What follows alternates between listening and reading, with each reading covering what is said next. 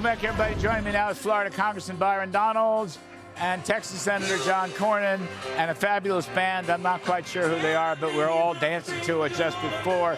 Gentlemen, thank you ever so much. JD Vance, Byron Donalds. JD Vance, what you think? Big pick by the president. JD is an American patriot. He served his country. He's worked in the business arena. He's a father. He's grappling with the issues so many young families in America are having to deal with. Great pick by the president. We are going to make sure they go in there victorious this November. Senator Cornyn, how's it going to play in Texas and New Mexico and those southwestern states? Well, I think JD is going to represent the next generation of political leaders, and I think the president was wise to pick somebody with that generational spread, so to speak. But believe it or not, JD was a law clerk for me on the Judiciary Committee.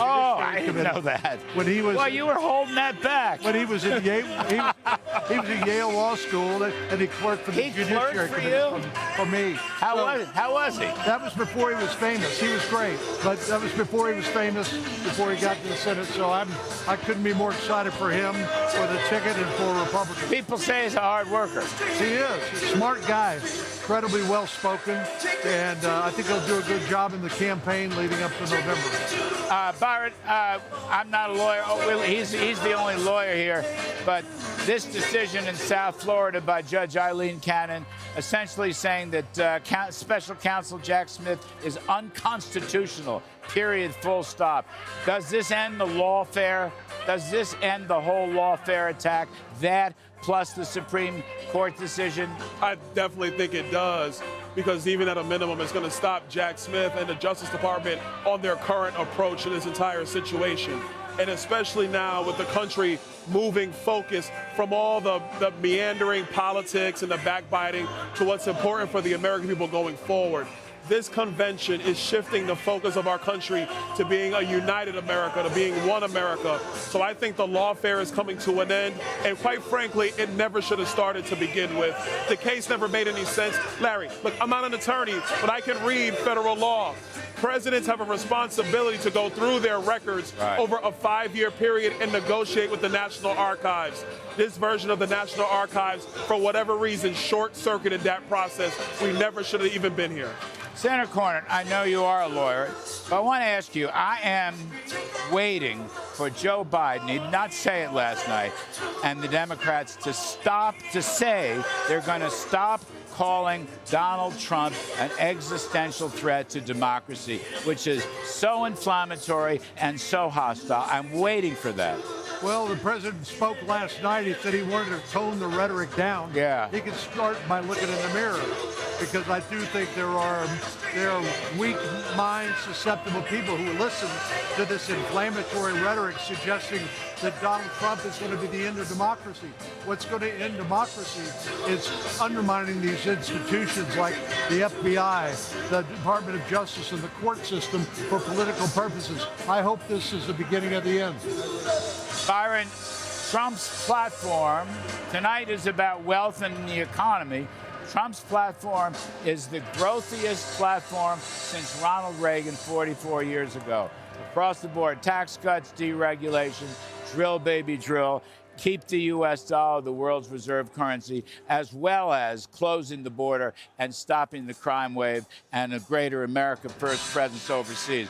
What do you make about this? This would be a big turnaround. Trump's going to have to take on the entrenched establishment in Washington, D.C., which tried to stop him the last time. What do you think about it? Well, first of all, the president is more than prepared to deal with the rot that is in Washington, D.C. He has seen it, and he's coming back to take care of it once and for all. But to his strategy, his pro-growth agenda, that is the thing that's going to break this inflation that is crippling so many families in this country. It is about price stability, but now you need wages to grow. You need small businesses to grow. You have to massively expand energy. You have to stop the overregulation. The Biden administration has unleashed $1.3 trillion worth of regulations on American business. How are people supposed to thrive under that? Donald Trump's going to end all that. But the biggest thing overall is putting the bureaucracy back in a box, because it's the American people. It is a small business engine that's the driver of our country, not bureaucrats on Capitol Hill. You know, Senator Cornyn, on that very last point, the Biden administration is so hostile to business, and particularly hostile to mom and pop businesses, and especially hostile to mom and pop businesses that succeed. All they want to do is regulate them and tax them. This has got to stop. Well, we made some great inroads in 2017, as you remember, the Tax Cuts and Jobs Act, the most pro-growth tax reform we've seen in a generation. And President Biden wants that to continue. He wants it to expire. And $3 trillion tax increase, 62% of American taxpayers would pay more. But I think let's give a lot of credit to President Trump and his appointments to the federal judiciary. Yes. This year's decisions by the Supreme Court have been nothing short Chevron deference. I know it sounds obscure, but basically what this means is Congress is going to have to do the hard work, not kick the can down the road to the administrative agencies who are ungovernable, unaccountable. And before that, it was EPA versus West Virginia, which pinned the regulatory agencies years back. I'm going to ask you both, I got to get out. We need next year, if Mr. Trump wins, you need a reconciliation bill, which requires a one-vote majority. It's got to have budget cuts, tax cuts, deregulation, drill, baby, drill. Can it be done, Senator Cornyn? Well, it has to be done.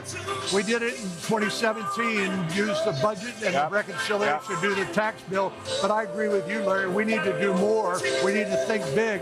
But this is going to require teamwork and everybody linking arms together with the president to get it done, because no Democrat is going to support it. We need teamwork, Byron Donalds. You're going to get teamwork. You're going to get it. I'm telling you right now, Donald Trump isn't going to settle for anything less. We're coming back to get the job done for the people. Wow, terrific stuff. Congressman Byron Donalds, Senator John Cornyn, it's a great pleasure.